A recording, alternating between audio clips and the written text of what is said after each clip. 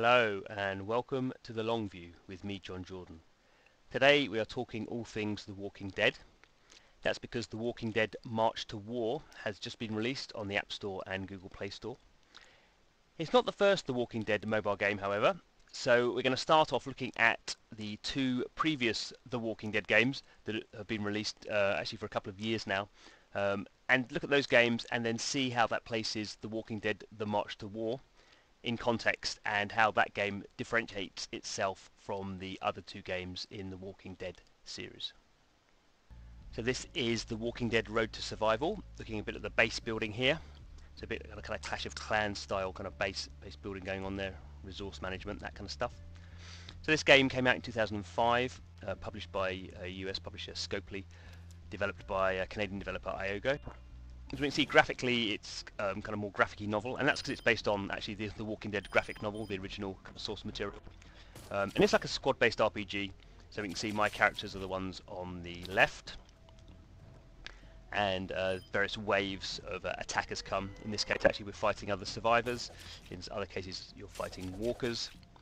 But as we can see, it's quite a the gameplay is kind of quite tactical, but it's kind of quite repetitive kind of squad-based RPG element. It was one of the first games to do that. Actually, it came out in the first half of 2015. It's been very successful from a top-grossing point of view, and was the first The Walking Dead mobile game, first significant one to come along. So there we go. That's one particular take on The Walking Dead.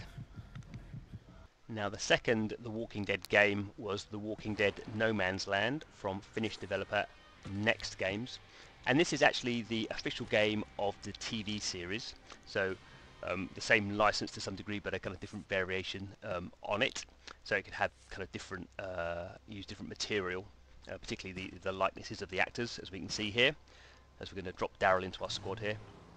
So this game was graphically richer, kind of some 3D characterization there, and as we can see, plus playing through a simple mission here, this is a more deliberate kind of turn-based kind of squad battle.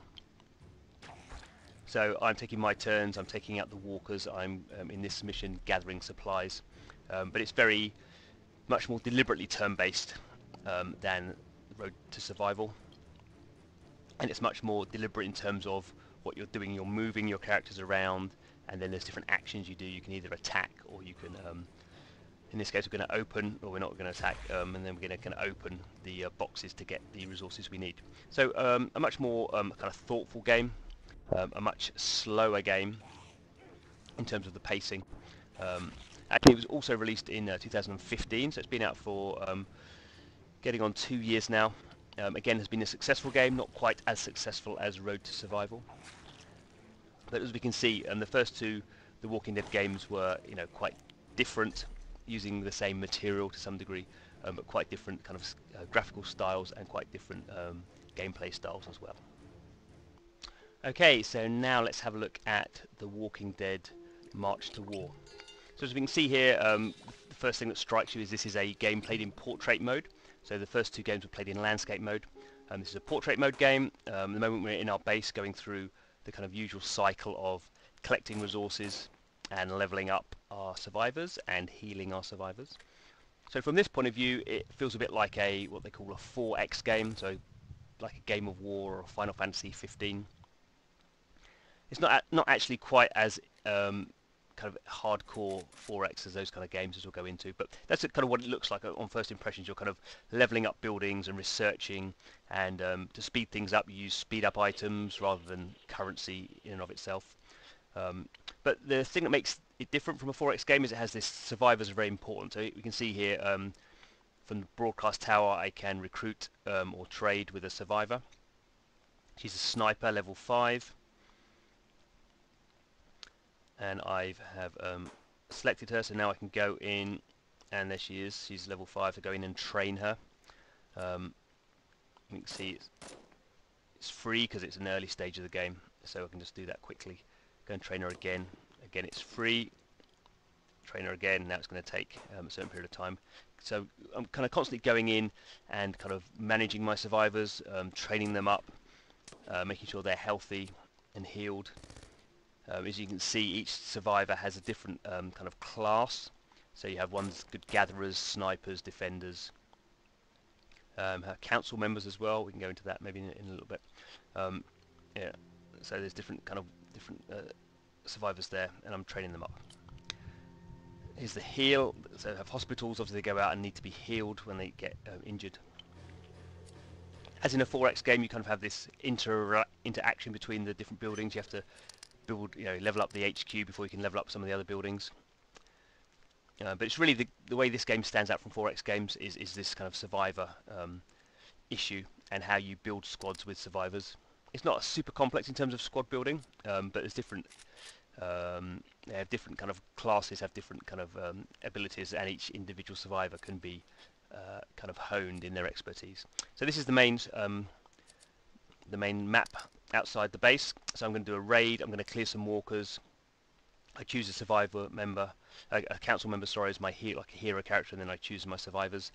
As you can see here, my chance of success is 100%. It tells me that because it's a very low level kind of mission that I'm doing. Obviously, in 4X type games or any sort of game, having a community, this is what the guilds are called, is very important. So it has all that kind of structure, and then clearly on a free-to-play game we have these daily objectives. Now it's kind of interesting now, so we have Carl up there, and to level up Carl I need to do these missions and collect kind of comic covers that level him up, and then we have these dilemmas. So the developer is Disruptor Beam, and it's very focused on narrative. So it has these kind of dilemmas, which are actually quite lightweight at the moment. They're going to do more work on those. It has these dilemmas and also has these kind of branching kind of plot questions that kind of shape the game. So we can see here characters we know from the Walking Dead IP. Obviously, again, these are based on the graphic novel rather than the TV series, so they don't have the likenesses of the TV characters. But one big part of the game is to collect covers, and you kind of have control over that. And you can kind of, your playstyle kind of opens up different characters.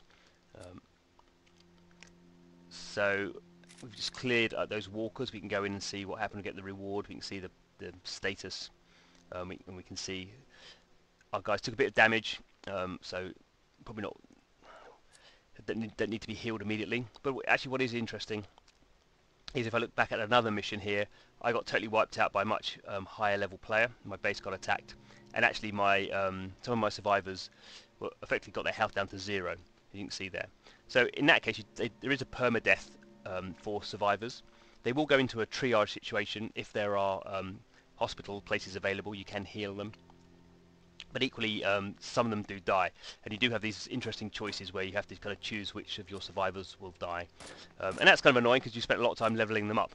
It's a time-based thing. You're not really using resources in a heavy way to level them up, but obviously if you kind of had, the moment I've got 12 survivors, if I had 4 of those wiped out, my ability to play the game would be kind of curtailed for a while until I could kind of train some more up. So quite interesting, I think, from that point of view. Here's another kind of like small mission. This is just like a supply run, so I would kind of choose different characters. I'm choosing the ones with the green hands here. They're good at kind of gathering stuff, rather than the ones with the more aggressive kind of sniper characters. So it's very much in this kind of 4X type situation where there's always little loops for you to be doing, always something to be doing, little leveling up. But then you have these, like this one here, Carl, have a bit of dialogue. It's kind of like getting you deeper into the game. So he's kind of having this. Why does he need this food? What is it? He needs a lot of beef. So kind of interesting little kind of things, kind of plot lines that kind of keep you playing. So I think it's a good combination. The 4X genre is not one I particularly like, or haven't played in particularly deep manner. This has the kind of squad-based elements which I kind of find a bit more interesting, and I think it's a good mix-up and a good use of the license for having this kind of permadeath option. So the game's just been released. Obviously, I'm still fairly early in playing it, although I was playing it a bit in soft launch. Been enjoying it. I would kind of recommend people to download it. Even if you're not into The Walking Dead, I'm not a particularly big Walking Dead fan. In fact, I'm not a Walking Dead fan in terms of the TV series at all. But its use of the kind of IP is enough to just keep it a coherent world, and you kind of feel that it is a coherent world. So good job so far. I think certainly of the Walking Dead games I've played, this is the one I will be playing the most, just because it's I think the easiest to get into. The Walking Dead No Man's Land is kind of the more interesting from a gameplay point of view. I think there's kind of deep gameplay elements. Road to Survival is much more a kind of not lightweight from an RPG point of view, but kind of more.